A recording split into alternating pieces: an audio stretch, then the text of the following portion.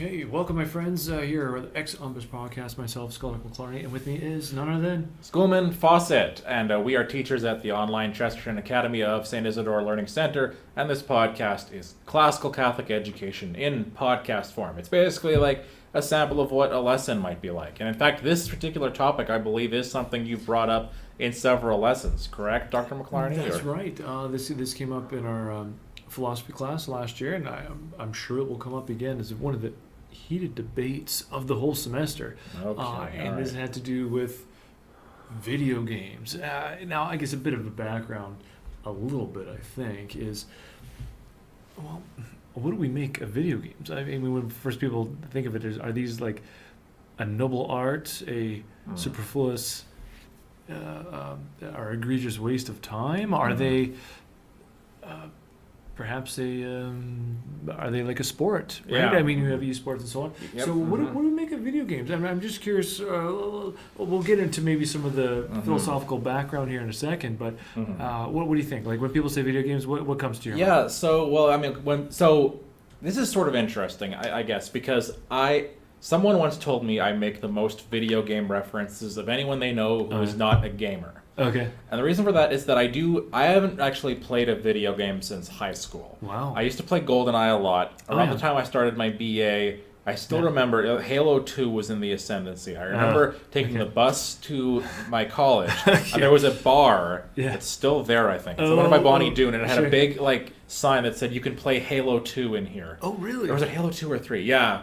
Okay. I'd have to look back into the dates there, but that was when I realized no, the first person shooter that I'm into. And I actually did. I haven't played a video game since then. I haven't had a console since then. Yeah. I did when I was in China discover an emulator. Someone had basically uploaded the GoldenEye game onto a web page. Yeah. And I actually did during one of my preps, kind of just revisit it, played it awkwardly with the keyboard, got back out, played it all the way through, completed it again. Oh, good for and you. even I could tell it was pretty primitive by today's standards. So, but the thing is about video games is that even though I don't play them anymore, I'm aware of how important they are. Oh. I can sense that they're people devote a lot of money to them, right? Okay. They devote a lot of time to them. Yeah. Now people devote a lot of time to Netflix shows too, but you don't have to keep. I mean, I guess you have to pay every month, but people will invest a lot of money into getting video games, and then they'll download the downloadable content, the DLCs that you have to spend more for. Yes. So I'm aware of them. So I sort of try to be aware of what's popular, what the AAA games are, and so forth. What are the big controversies? And I mean, I sort of absorb it by osmosis. And I don't know. I guess it was about a little over 10 years ago. I did kind of look at the question. The late film critic Roger Ebert got in spats on the internet with people because he maintained that video games are not an art form. Okay. So I would ask people this: do you consider video games art? And the answer I always got was really interesting. Yeah. This was the most common one. The answer was not yet. Oh, Not yet. And the reason that's interesting is, to me, it's kind of a binary. Does this fulfill the criteria of art or not? It's kind of a set of standards. But for most people, what they mean by that is, well, there have been a few really good games, but it's not up to the standards yet, where they're producing regularly high-quality games that we can consider it an art form in the same way of painting or movie making or something it might be.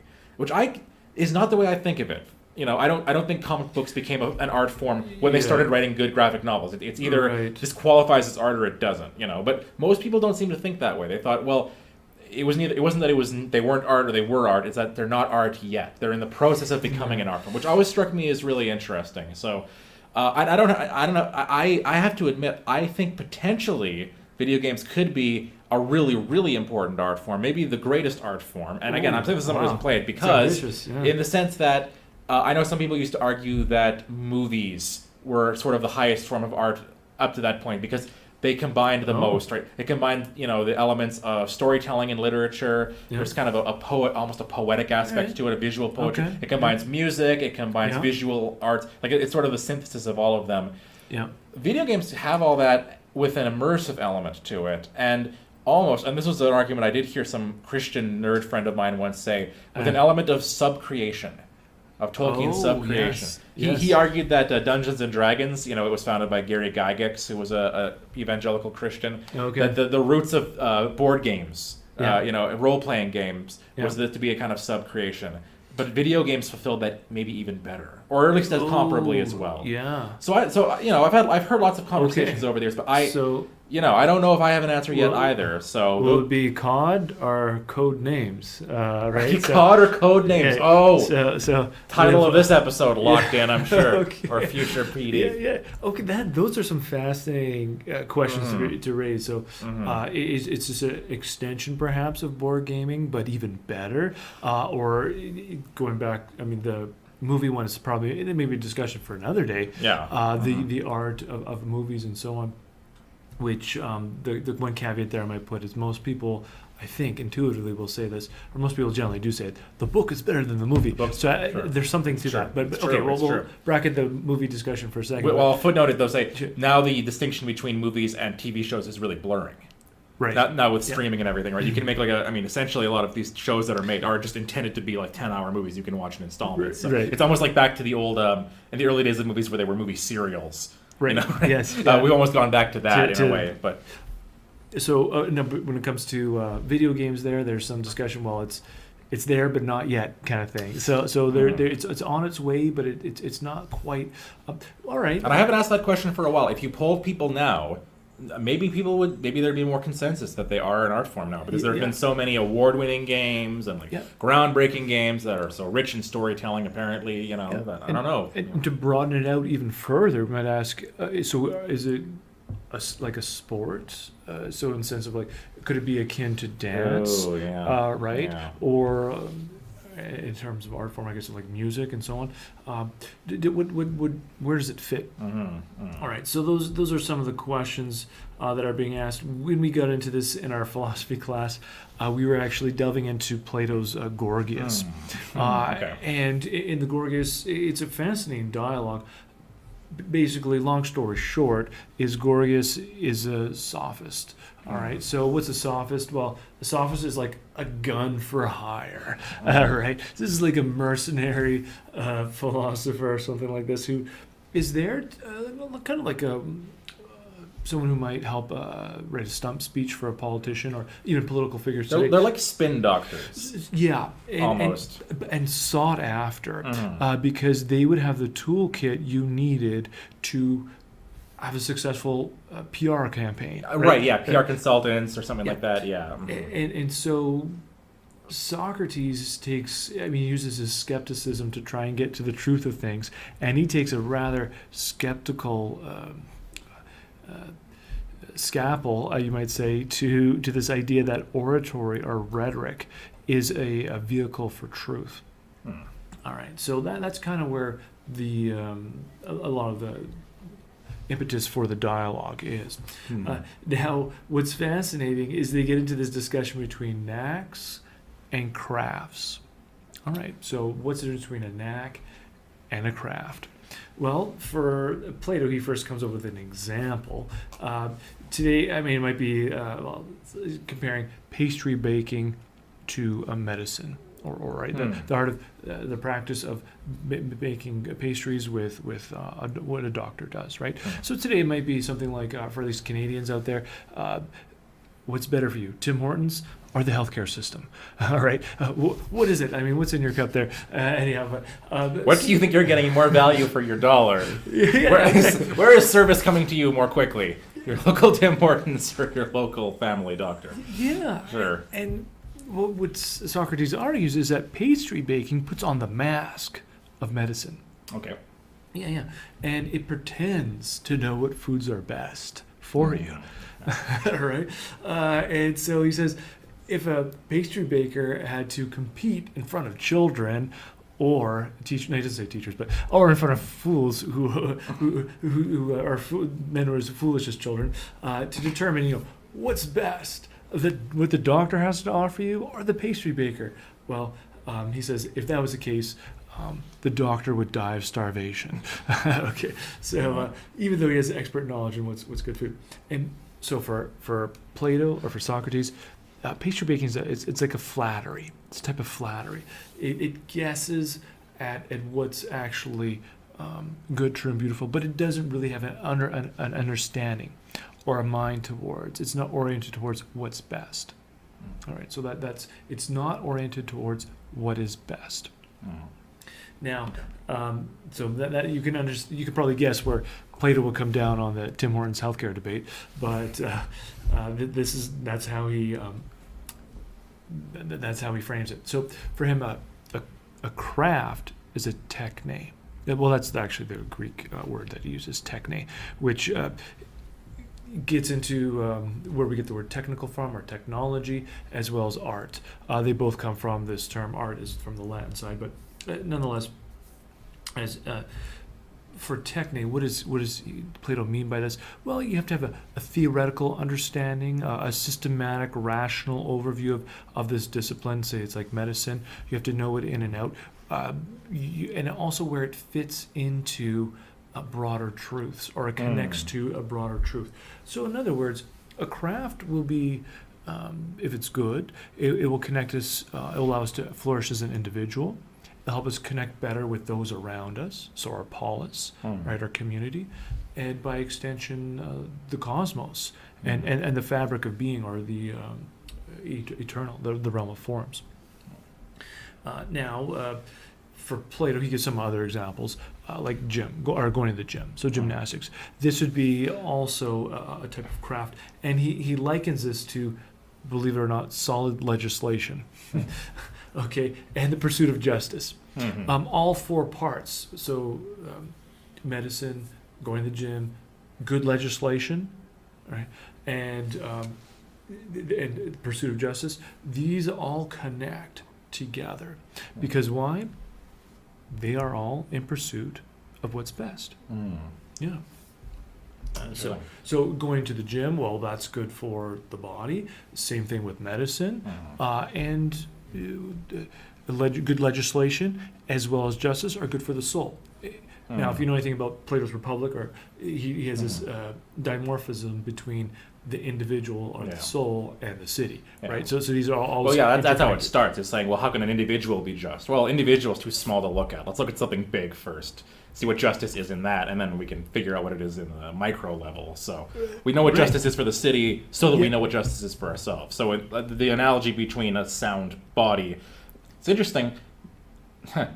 Thinking of this now, when you talk about a constitution, that can either be a reference to somebody's body and their health, or it can refer to the legal political system. You can have and both of them you want to be healthy. Sure. A healthy constitution for yourself and a healthy constitution for your country. Yeah. Maybe there's a Platonic sentiment smuggled in that. In the Constitution, an individual, So we build that. We want both to be built up, right, or have a firm foundation. I thought you were going to make an Exodus 90 remark there, or something about what's good for the body and the soul, but. Well, that's for another episode. That's another episode. Yes. Cold showers. Okay. Now, so the second category though are knacks. Okay, so knacks.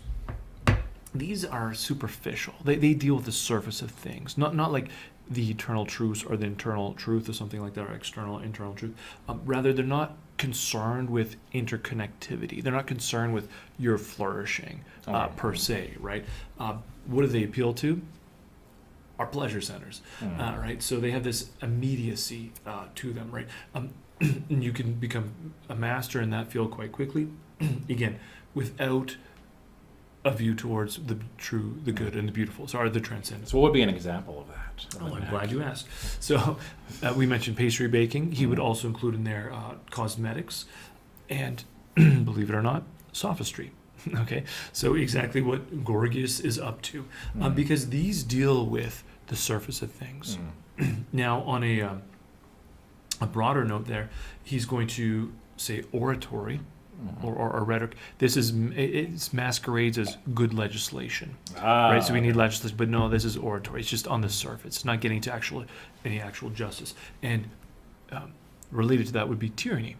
Tyranny is aping a form of justice, right? It's not actual justice, right?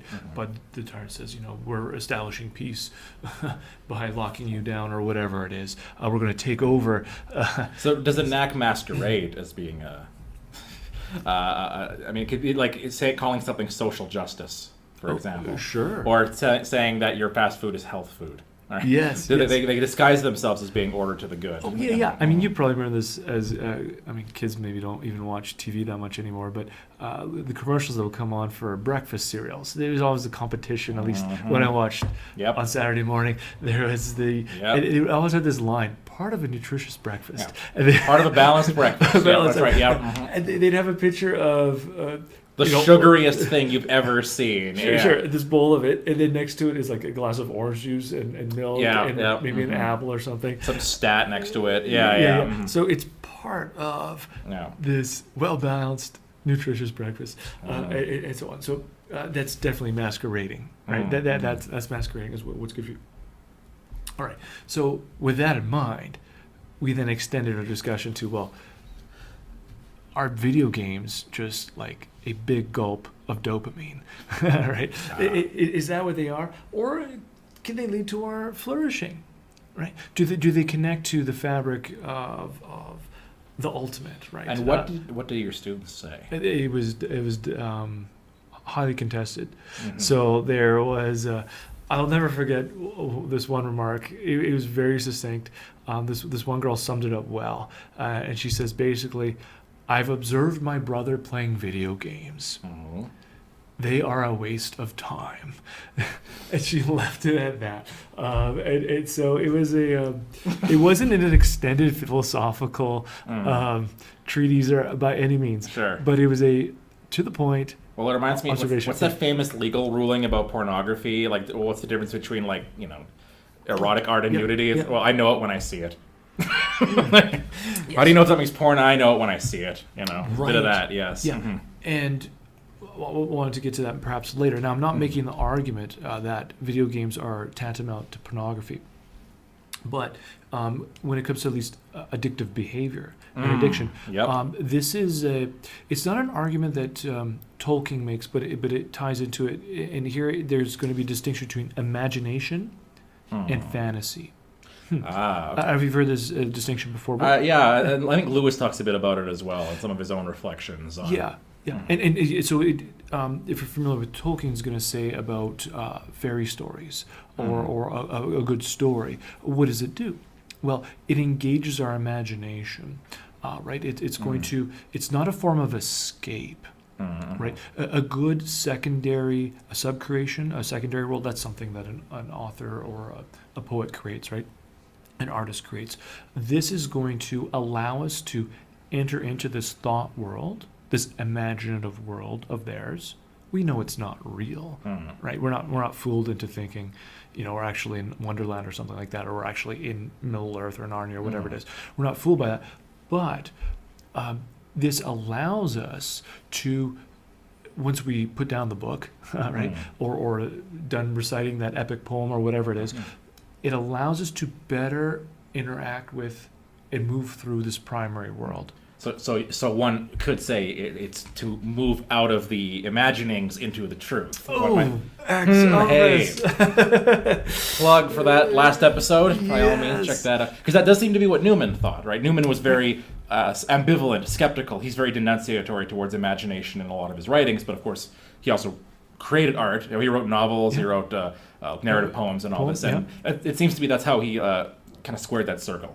Right, imagination is dangerous, but you can go through it and out of it into truth. If it's the right kind of art and you're rightly guided through it, get it out of it, educate it, So. And in this discussion, Tolkien doesn't actually bifurcate into these two categories of fantasy and imagination, but in this, some have, and the reason why they do this is to say, fantasy, by contrast, will blur the lines between the imaginative and this world.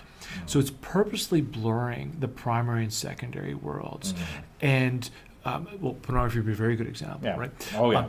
And then if something's addictive, in some cases, certainly video games, right?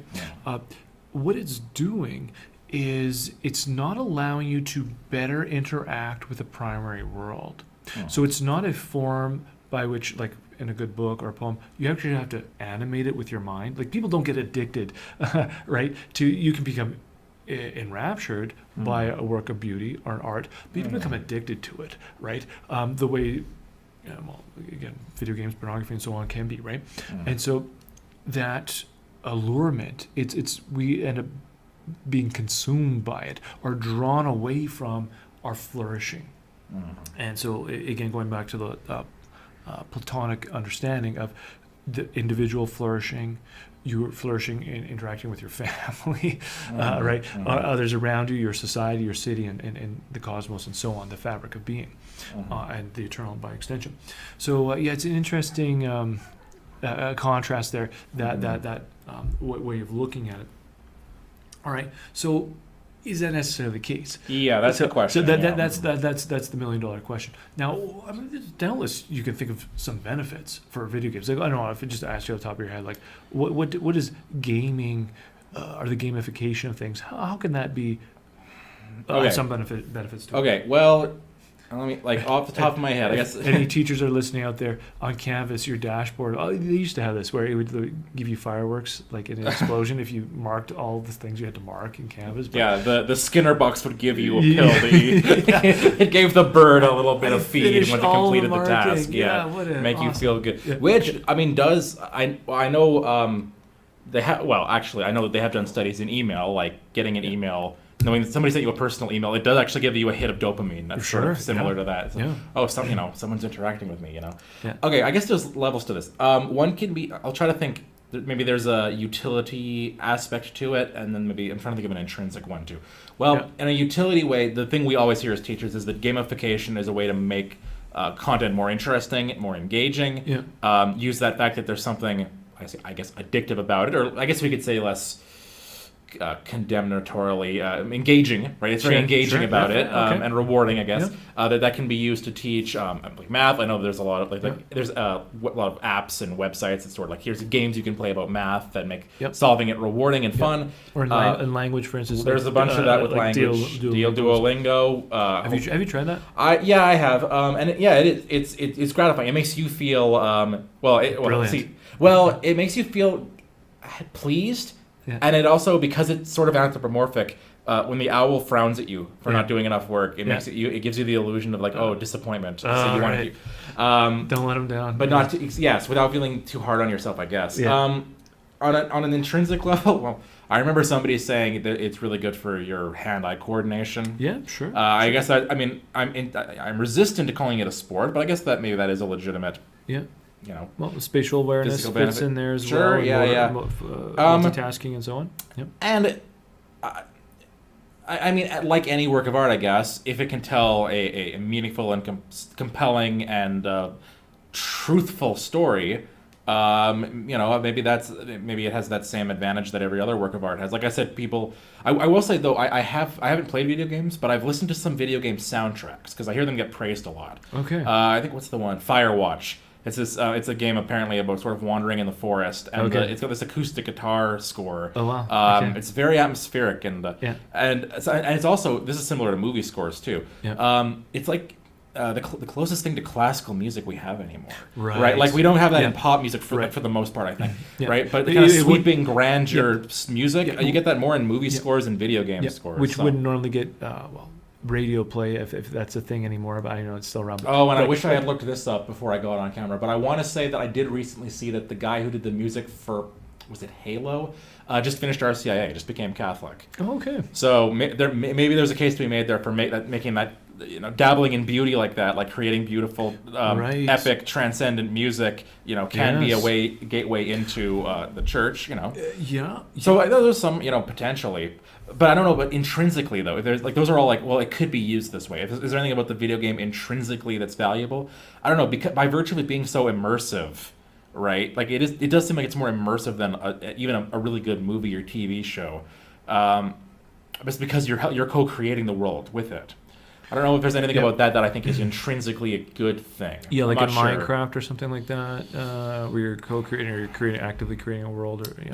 Although I guess the counterpoint is, I guess you could say that's what we're doing all the time anyways, to some extent, is kind of collaborating with each other and co-creating, extending God's active creation, I guess, into the world. So I'm not sure. Where have you landed on this as you've hashed this out with your students and yourself? Well, I think there's lots that can be said. So people will come up with things like stress relief, or stress management, reward system.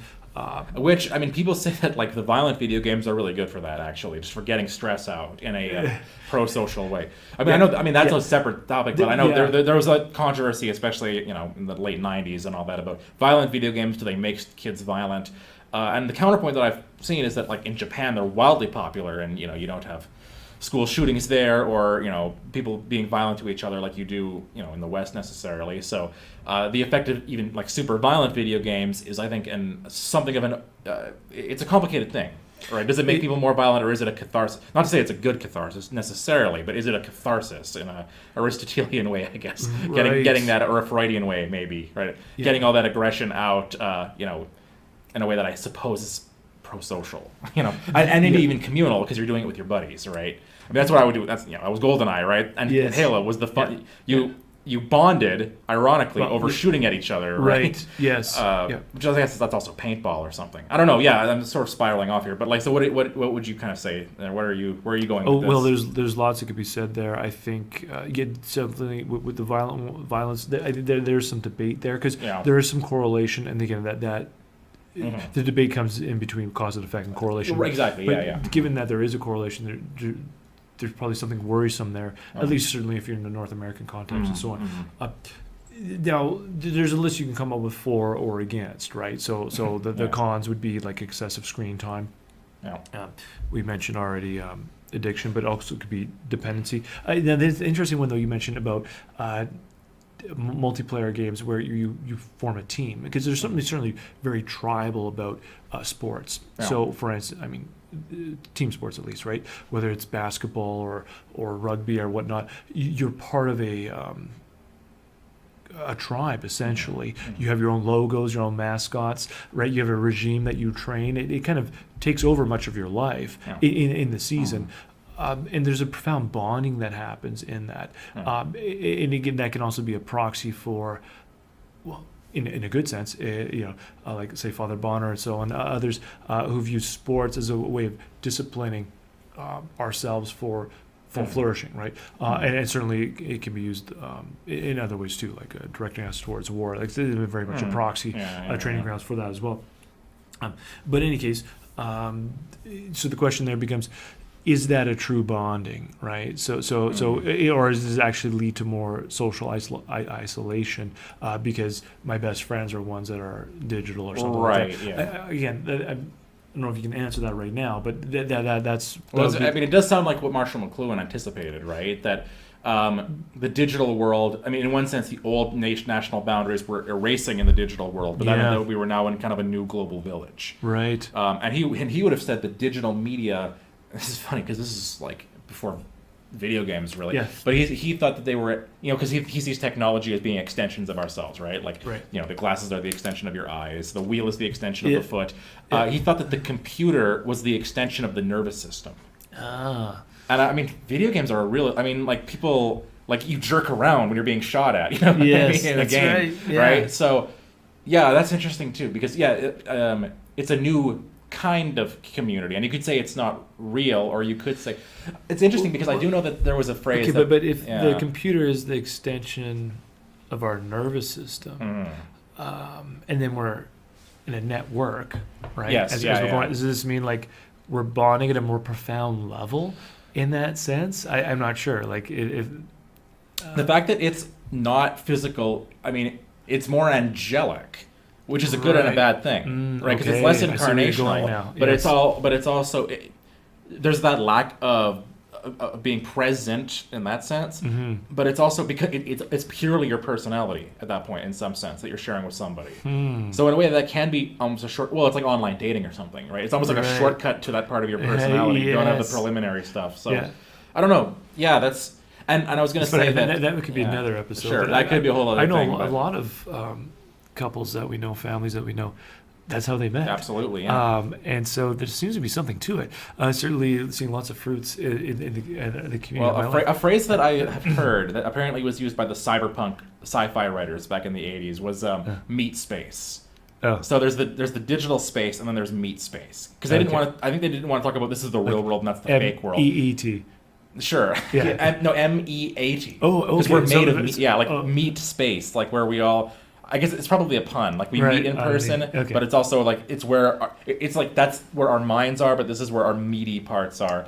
And Okay. I've used that phrase jokingly a few times with my students, and I should stop because I did have a student write in an exam that Thomas Hobbes believes only in the empirical world, which makes him a meatiest. Which spelled Okay. MEATIEST, which Yeah. so not a materialist, but a meatiest. So Meatiest, I bring that all up just to say, like, is the digital realm necessarily like the unreal realm, or Right. is it more complicated than that? I'm not sure, right? So I don't think those communities are necessarily. I mean, especially post-COVID, and especially given our context as online teachers, I don't know if I can really say that it's not real. Or is it real in a different sense? I'm not sure. That's another topic Well, altogether, I think, guess. the way students who are able to participate in retreats and so on in person, they'll definitely tell you Sure. there's something more happening. Yeah, oh, totally, absolutely. yeah. Okay, here, what I think might be helpful to do, and to give a framework for our listeners, whether you're talking about video games or sports or music or art, or what it is, it's helpful to have some paradigm or a framework to understand what we mean by beauty. So maybe we can speak a bit about beauty, and then if we have time, we can circle back to leisure. I know we've talked about leisure in the past, but yeah. I think leisure is also another important one because that's another reason, I suppose, that people engage in video games, right? Or it should be at least. Right, They have yeah. free time, not that, Yeah. not the other way around. Yeah. But in any case, so here, what is beauty? Now that's a one that a very broad question. I think to start, it might be helpful to distinguish, at least in our context here, between beauty and entertainment. Okay, so what's the difference between beauty and entertainment? And some of this comes from George Grant, but basically what he says is that entertainment, we could define that as the agreeable occupation of our time. Okay, so it's eminently practical, but it's something that we agree to focus our attention on something. So it's the agreeable occupation of our attention. Okay, so now entertainment is also something that we consume. Yes. Right, and as such, it's transactional, right? So we are going to pay for it, and entertainers, well, rightly have an expectation to be compensated, right? So here, that's part of it as well. In some of its nefarious forms, entertainment can consume us. So that is almost reversed in some ways. Where it becomes addictive and so on. But nonetheless, entertainment is something that is transactional, right, and practical. Okay, all right. Now, contrast this to beauty. Beauty does capture our attention, like entertainment, but it isn't something that we consume. Or at least we can't exhaust it, and then we can't consume it in the sense of depleting it, or and vice versa. It doesn't deplete who we are, so it doesn't diminish who we are. So it's quite the opposite. Beauty is something that leads to our flourishing, right? So, and in this sense, it's we'll get to the objective bit in a second, but by being objective in this limited sense, what we mean here is it draws us out of ourselves. So it's not something that just takes place within the subject. Right. Okay. Right. So in Plato would, I guess, and others would say it's participation. Yeah. Right. So in that sense, it's beauty involves participating in something greater. Yeah. All right. Now, in that case, it could be a Shakespearean drama or a Mozart's concerto or something like this. But now, okay, somebody might say, well, hang on a second. I don't go in with any of that Plato stuff. Right. Yeah. We live in the postmodern world. Sure, yeah. There's many interpretations out there. Beauty's in the eye of the beholder. Yeah, that's right. Okay, we'll come back to that one. And there are many facts, right? So how do we know what to pay attention to, right? And who are you to judge, that the Teenage Mutant Ninja Turtle comics are anyway less than what we find in the Sistine Chapel. Sure. Right. Yes. Right. So again, going back to what you just mentioned there, isn't beauty in the eye of the beholder? It's all subjective, isn't it? Yeah. Now, again, if you start to ask that question, how might we respond? If we're going to say beauty is something objective. Now, here, let me give you 4 points. I'm curious what our listeners would say. Someone asks you, how do you know beauty is a real thing? Isn't it just a subjective experience? Now, George Grant makes this point, but about the beauty in the eye of the beholder, he raises the question, well, okay, then what's beholding us? Yes. Right? Yeah. So if something is drawing our attention, right, if something beholds us, then certainly beauty is more than just a subjective experience. Yes. Right? Something's holding on, yes. Yeah, so... We're enthralled to it. We're enslaved by something other than ourselves, yes. Yeah, in that sense, by definition, it's objective, right? There's some other object out there. Now, how about this, though? Okay, well, no. Beauty is just a sentiment, right? It's just this subjective thing. And this is kind of Hume's argument, right? So he's going to say, we have a dilemma, right? Is beauty like intrinsic in an object, or is attributes actually... or is beauty just an attribute of the observer, basically, right? So is it just a sentiment that we have? And he basically comes down to saying, well, there's no standards for judging beauty, so don't bother. It's just a sentiment. Yeah. All right. So, so it merely exists in the mind that contemplates them, says Hume. All right. So, how might you respond to that, right? How might you respond to Hume? One way is the fact that we appreciate critics, right? Yeah. We appreciate judges, right? Yeah. So we are critical of critics, yes. Right? What does that mean? Well, basically, if we can evaluate others who evaluate, we think some are better critics than others, that means there must be some standard, even if we can't articulate what it is. Maybe we don't have all the facility or training. There's still some standard out there. Right? And the fact that we do think some critics are more perceptive than others points to that. Yeah. So it's not just simply, because if it was just subjective, well, my sentiment is only in me. I don't know your sentiment and never can. All that would do is it would make critics a different kind of entertainer. Right. Which I think is what sort of happened. Like there are people, there's people who put out videos that are like, they're critics. Or video, and they're critics. They're commenting on new albums or new movies. But they're entertainers. It's fun. Like it's supposed to, like you watch it. Not people will say, and then even they'll say this. They'll be like, "It's just my opinion. You don't have to agree with me." Well, if that's the point, then the only reason to watch you is because I might think that you happen to be funny. I have nothing to learn from you at that point, or you're entertaining or something. If there's anything insightful about you, that must mean that it's because when you said some critics are more perceptive than others. Yes. To perceive means you see something. You can sense something. Right. So it's actually quite an anti. It really makes critics almost useless to say that beauty is just subjective. Right. As far as that goes. Yeah. Or at best, they're mere entertainers. Right. At best. Yeah. Okay. It's just a knack. It's just a knack. That's right. Here's a third argument. I call this one the teacher argument. So let's see if you buy into this one. All right. Or any other teachers out there. Okay. So here, let me ask you this: why teach? Like, why not? Why this job? Why not another? I think it's part of it's that it's a vocation, right? I feel. I'm asking the wrong person. Yeah. Right. Oh, it's for a paycheck, right? Yeah. Okay, that's what I was looking for. Okay, so the number one answer might be, it could be a transactional and practical one. At least if you first ask a teacher, right? Sure. So it paid more than my summer job at Home Depot. Yeah. So that's why I went for my after ed degree, right? So it's harder for them to fire me than Home Depot. Yeah, they're right. Take union protection. Yeah. So when your feet hit the floor in the morning and you're interrogated by those existential questions, why am I doing this? Right? Yes.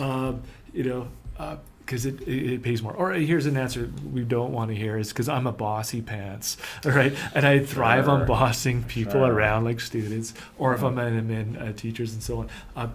Now, the answer we probably want to hear is for the kids. Yes. Right? It's for the students. And here, this is actually hard to describe to others who haven't taught, but teaching is enrapturing. Right. Certainly, teaching at its best, what's happening here? There's a transmission of knowledge, but as Plato would say, it's also a participation in otherness, in both the teacher and the student in the eternal. Now, Augustine might say something like, teaching is a way of learning how to love things as we ought to. And so for him, what a teacher is more like a midwife who helps Christ, the internal teacher, to help the individual know what is good and what's best, and so how to move and direct the students, the internal Christ. Right. So coming back to, does beauty exist? Well, what I would ask then, the teacher argument is this: is teaching just in the eye of the beholder? Is this job just as good as any other? And on your best days, what beholds you?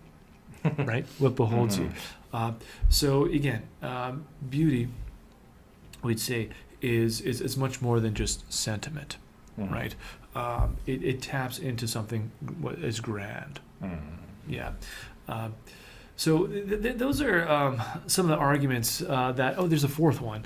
I call this the Andy Dufresne argument, and he's a character in Shawshank Redemption. Oh, sure. A very violent movie. I wouldn't recommend this. It's certainly not a family movie to watch. But the plot is it's in a prison, right? And it's run by a tyrant, and it's this drudgery, this life where people become institutionalized. Yeah. And so the protagonist, Andy, with a little help of Mozart, there's this beautiful scene in the middle where he turns on this, it's a Mozart opera, or one that you did the music for, and puts it on the PA system, and for a moment everything stops in Shawshank, and here the prisoners, guards alike, their eyes are wondering, what is this? Now, what's fascinating about that scene is they don't understand the language. They don't know the opera, right? They're probably not familiar with the genre at all. Right? But there's something recognizable about that Mozart piece that draws their attention. And for a moment, this is the dangerous thing of this act, is it gives them hope. So beauty then is something that allows us to find ourselves in this world. It allows us to find our place. And so if you want to think of beauty then in this sense, it's this otherness which points us to there's more in this world than what we just see, what more than meets the eye. Yeah. So it points us beyond ourselves. All right. Now, what does this have to do with video games? Well, for video games then, again, does it fall under the category of something transactional and practical? Right? On some level, it's got to, yeah. I guess it was called the Nintendo Entertainment System for a reason. Exactly, yes. Right? Or can it do more? Right? So in terms of genres, I don't think beauty is limited to just, music or the visual arts or epic poems. So there, it's certainly something to think about. It led back to, we talked about McLuhan there earlier. The hurdle that I guess video games would have to surmount is the media is the message, right? So is the genre that's just tied to this medium, does that necessarily delimit or attenuate the extent that beauty can become active, right, through video games? So in other words, the way that we consume them, or this particular genre, does that then mean that it's intrinsic to the screen, right? That we can't have, that we become ensnared by it, that it necessarily devolves into entertainment or a knack, right? So that I think that's one of the hurdles it has to surmount. Yeah. Well, McLuhan said that the thing about this new media is that you are the screen, right? You go to a movie theater and you're seeing something broadcast onto the screen. Sure. With television, you are the screen, right? It's firing light at you. And he had this idea, which is sort of controversial, whether it's scientific, that meant that we had to kind of assemble what was coming at us. like and absorb it, and like our brains had to kind of. He talks about like being reorientalizing or something. We have to, and I guess so. Video games would be like that. In video games, you're the screen. It's projecting at you, and your brain is kind of doing the active work of assembling that. All those beautifully animated details, and making sense of it yourself. Yeah. I mean, the screen type. Like, there's also the health question about that. That McLuhan's not really talking about that. He's just describing how when light's being shone at you, it's a different medium in that sense than going to a theater or watching a slideshow, in the church basement or something like that. Yes. Where you're watching something else being shone at. As opposed to light being shone directly at you. What does that mean, right? That light's being shone at you. You're the screen now. Yeah. Not sure, but that does put video games in a different light. No pun intended. Yes. So what else do you think we have to take into account when considering this? I guess leisure would be the other one. Yeah. And we've talked about this a little bit, but I mean, what is leisure? Generally, we understand it as our excess time, right? For students, we can get into this a little bit, but I think we didn't have a chance to mention this last time we talked about leisure, but schole, right? Mm-hmm. So the Greek word for the time you have in between work is schole. So this is the whence we get school. Where we get the word school from.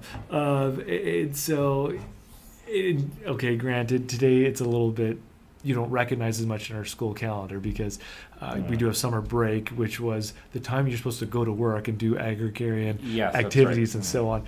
Students kind of don't really see it that way anymore. They think, this is our break, and school is drudgery. Oh, who would ever think something like this? But in any case, So schole, though, means this breakaway from our work. And so, in other words, we're not fixing a roof over our heads, or we're not occupied now with acquiring food, or as Hobbes would have it, securing our homes from inevitable war, right? So schole is that in-between time, and that is where we can start to learn. And so it comes from the Latin side, where we get leisure from like license, but also from liber, our freedom. This is the time when we have this opportunity to become freer versions of ourselves, right? Or through the arts, right? Or the liberal arts, we can engage in this. All right. So when it comes to video games, this would be the distinction. Is it part of just entertainment, which is a function of work, right?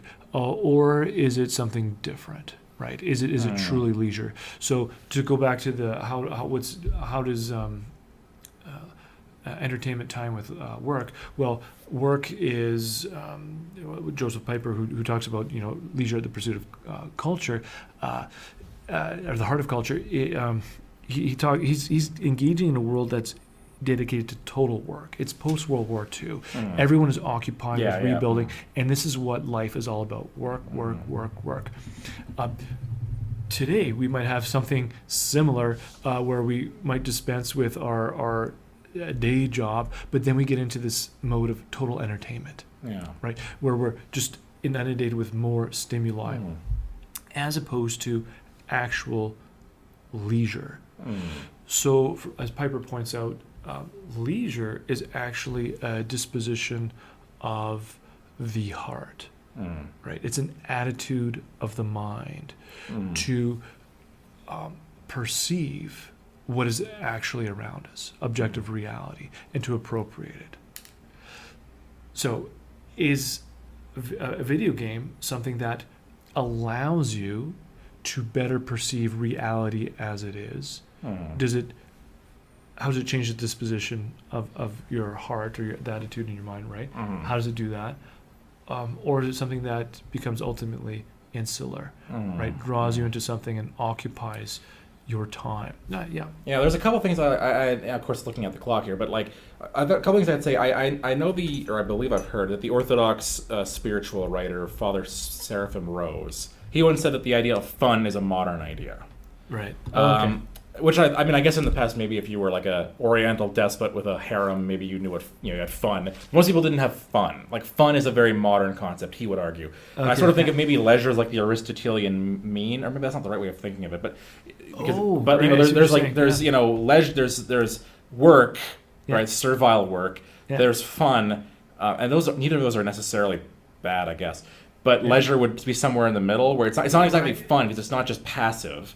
But it's also like there's an active element to it, like when you're reading a really good book or even reading scripture, right? Or doing lecture divina or something. There's sort of an activity that's not functional or something like that. Yeah. Like there's as opposed to servile work. So maybe there's somewhere in between the two of them. Oh wow! That's a fascinating way of thinking. Yeah, I don't know. Especially lectio divina, right? Yeah. Because our prayer is not simply something like we're automatons, like robots worshiping this deity in the sky, and we're just doing our duty. But rather, no, this is a disposition. Right? It kind of contains elements of both because there's an element of work to it, especially if it's like a classic text. Often that does involve like a level of engagement that's almost more like work. Yeah, but it also is like enjoyable in a way and fun. Like it's fun to read these two, or should be in theory. So like maybe leisure combines a bit of both. I don't know. That's a whole other thing. The relevance of that to video games. The thing I was wondering as you were talking is there a way of structuring video games?